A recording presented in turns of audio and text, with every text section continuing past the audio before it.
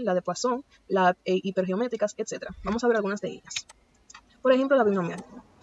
En la binomial vamos a tener en consideración que solo podemos obtener dos resultados, siendo esto o el éxito o el fracaso, es decir, o todo o nada. Esta es la ecuación que utilizamos para la distribución binomial, pero también podemos utilizar programas informáticos que nos pueden automatizar el proceso, por ejemplo en Excel. Entonces, en Excel vamos a tener el siguiente ejemplo. Vamos a tener un lote de celulares donde el 20% de ellos están defectuosos. Entonces, si nosotros tomamos una muestra de 5 celulares, ¿cuál es la probabilidad de que ninguno, por ejemplo, 0, salga defectuoso? O que salga un defectuoso, o que salgan 2 o 5, o diferentes cantidades, de esos 5 que sacamos. Bueno, en Excel, nosotros tenemos en una casilla la probabilidad de éxito, que como tenemos un 20% de celulares que están dañados, defectuosos, esa probabilidad del 0 al 1 sería de 0.2. Y el tamaño de nuestra muestra, como vamos a tomar 5 celulares, nuestra muestra será de 5. Entonces, ponemos la siguiente fórmula. Ponemos igual, la función va a ser la distribución binomial, entre paréntesis, vamos a poner la misma fórmula que te va ayudando. Aquí dice número de éxito, que vendría siendo el 1. Por ejemplo, si sale un celular, el número de éxito sería 1. Si salen 2 celulares defectuosos, sería 2, etc. Número de éxito, en este caso, como estamos en la casilla 1, será de 1. Seleccionamos esa casilla. Luego sigue el número de ensayos. El número de ensayos va a ser el tamaño de la muestra, que dijimos que va a ser de 5. Después tenemos la probabilidad de éxito, que aquí lo tenemos en la casilla, de 0.2, lo seleccionamos. Cada vez que seleccionamos una casilla tenemos que darle a F4 para fijarla y que no se siga arrastrando y el resultado no nos dé mal. Y luego el acumulado va a ser falso porque nosotros no queremos que sea una función acumulada, en este caso. Entonces le damos a Enter, copiamos en las demás casillas y tenemos nuestro resultado. ¿Cuál es la probabilidad de que salga 0? 0.3, que sería un 30%. Que salga 1, 0.4, un 40%. Y así sucesivamente. Que salgan todos dañados de 0.000, o sea, es muy poco probable que los 5 salgan dañados. Entonces, la distribución de Poisson. Aquí vamos a tener en consideración el intervalo de tiempo y de espacio. Es decir, vamos a tener la probabilidad, pero esta vez sobre tiempo y espacio, a diferencia del anterior, que solamente teníamos 2 resultados. Aquí vamos a tener muchos resultados, pero tomando en consideración casi siempre el tiempo. Entonces, esta es la fórmula que se utiliza, pero de nuevo podemos utilizar procesos automatizados como por ejemplo en Excel. El siguiente ejemplo dice así. En un banco se ha estimado que hay una media de 7.8 personas por hora, es decir, que vienen al banco, a la caja, 7.8 personas, es decir, alrededor de 8 personas cada hora. Entonces, ¿cuál es la probabilidad de que en la siguiente hora lleguen más de 10? Vamos a ver. Tomamos nuestro Excel, ponemos que la media es 7.8 personas por hora. Ordenamos nuestras casillas y, por ejemplo, en una de ellas vamos a poner la función de distribución de Poisson. Entre paréntesis, vamos a colocar la media, que dijimos que es de 7.8, seleccionamos esa casilla y F4, muy importante, coma, vamos a poner falso para que la función no se acumule, como dijimos antes. Le damos a Enter, copiamos en el resto de casillas y aquí tenemos el resultado. ¿Cuál es la probabilidad de que en la próxima hora entren 9 personas? De 0.12, que sería el 12%. Que vengan 11, 0.06%. Y así sucesivamente. Entonces, en la distribución normal, aquí vamos a observar que en la distribución normal, que los datos van a tender, cuando se grafican, van a tender a formar una campana, una forma de campana. Esto es porque los datos se agrupan hacia la tendencia central. Todos ellos se acercan a la tendencia central siempre. Aquí tenemos una forma gráfica de verlo. Si hacemos un histograma, vamos a observar que siempre los datos se van a agrupar más en la tendencia central. Y si nosotros trazamos una línea sobre ellos, van a tener, como mencioné, una forma de campana. ¿Cómo utilizamos Excel para descubrir la distribución normal? Utilizamos la función de distribución normal y entre paréntesis ponemos la media, que en este ejemplo es de 157 libras. Seleccionamos la casilla con F4, coma, la distribución estándar, que aquí está simbolizado por la letra sigma, que sería 34, F4 de nuevo, coma, esta vez vamos a poner verdadero en vez de falso para que nos dé la función acumulada. Le damos Enter, copiamos en las otras casillas, etc. Entonces, el valor que vamos a obtener aquí va a ser este pedazo en blanco, este pedacito en blanco que va de 0 a 140. Ese área va a ser el resultado que nos dé en el Excel. Y bueno, hasta aquí mi participación y a continuación lo dejo con mi compañero. Buenas noches, mi nombre es César Marte, y le estaré hablando sobre las combinaciones y las permutaciones. Las combinaciones y las permutaciones y la correlación entre variables son conceptos matemáticos fundamentales que se aplican ampliamente en el campo de la medicina, especialmente cuando se trata de analizar las probabilidades y la relación entre los factores de estudios clínicos, epidemiológico y diagnóstico. En la investigación médica usamos las combinaciones y permutaciones para entender diferentes formas que pueden ocurrir eventos o factores de salud. Estos conceptos nos ayudan a organizar y analizar datos, planificar ensayos clínicos y estudiar la relación entre variables médicas. Las permutaciones.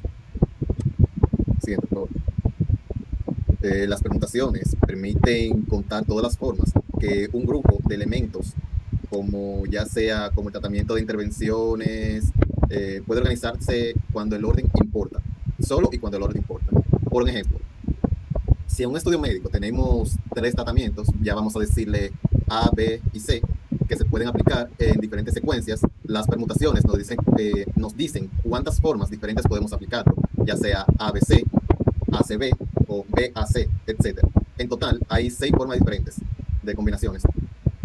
Eh, en cambio, las combinaciones se utilizan cuando el orden no importa. Ejemplo, si queremos seleccionar el tratamiento, dos tratamientos de un grupo para 5 personas en un estudio clínico, las combinaciones nos dicen las formas diferentes que podemos hacer estas selecciones. Esto nos da la idea de cuántas posibilidades y cuántas posibles combinaciones de tratamientos podemos investigar sin preocuparnos por el orden. La correlación entre variables en medicina o correlación entre variables. La correlación mide dos variables que están relacionadas. Algo crucial en medicina, ya que nos permite identificar factores de riesgo, analizar tratamientos y predecir resultados de salud. Existen varios tipos de relaciones, ya sea la correlación positiva, la correlación negativa, la correlación cero. La correlación positiva significa que cuando una variable aumenta, la otra también lo hace. Un ejemplo es la relación entre el tabaquismo, el cáncer de pulmón. Es un buen ejemplo de correlación positiva, ya que a medida que el número de cigarrillos que la persona fuma aumenta, esto también hace el riesgo de desarrollar cáncer de pulmón. Si la correlación es negativa, significa que cuando una variable aumenta, la otra disminuye.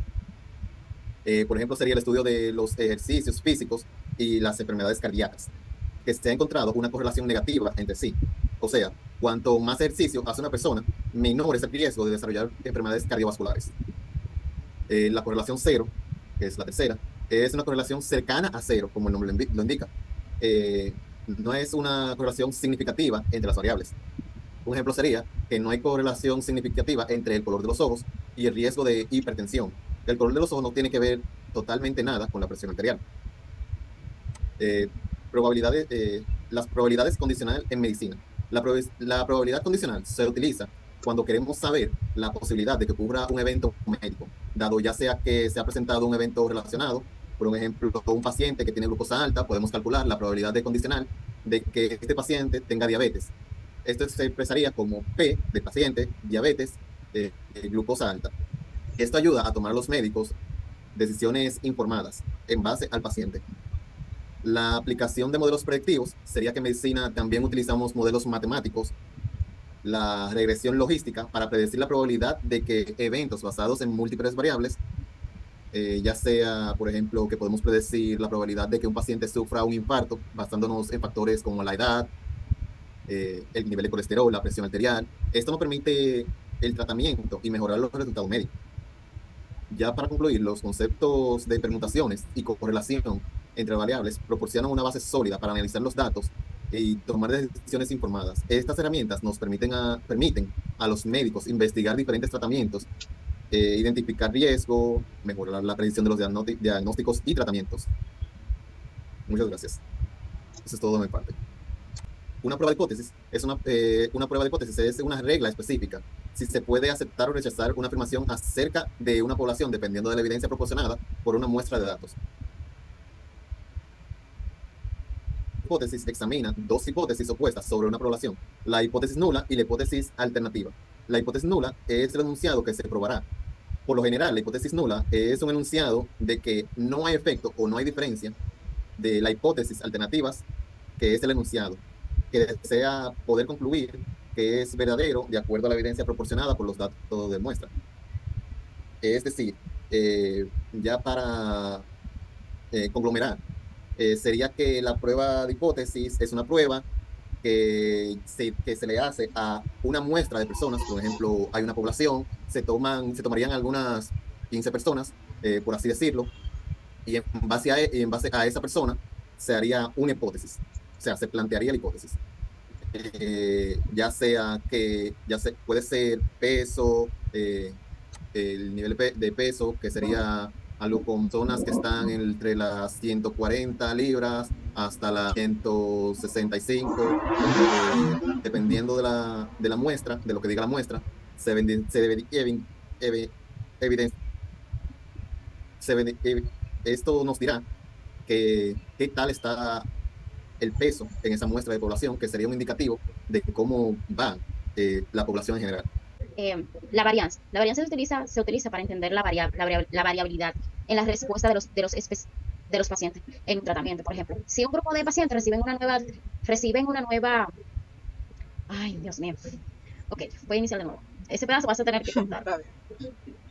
Ok, la varianza se utiliza para entender la variabilidad en la respuesta de los pacientes en tratamiento. Por ejemplo, si un grupo de pacientes recibe una nueva medicación, calcular la varianza de su respuesta pueden ayudar a determinar el tratamiento. O sea, si vamos a decir, le estamos dando medicamento a un paciente y no responde, podemos analizar y ver que no ha presentado cambio, no ha presentado mejoría, podemos, vamos a decir, indicar otro medicamento.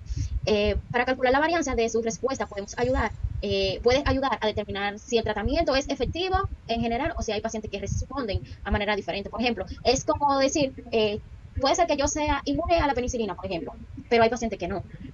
Como vamos a decir, hay personas que son alérgicos a la penicilina, pero yo no. Alérgico al diclofenac, pero yo no. Alérgico al acetaminofén, pero yo no. Entonces, con la varianza podemos analizar en el control de calidad en salud, en el laboratorio, la varianza se aplica para controlar la calidad de pruebas diagnósticas. Si la varianza en los resultados de una prueba es baja, significa que los resultados son consistentes y confiables. Si es alta, puede indicar problemas en el proceso de prueba. O sea, si vamos a decir, como ya dije, tú eres alérgico a la penicilina y yo no, puedes que los resultados sean altos para ti y bajos para mí.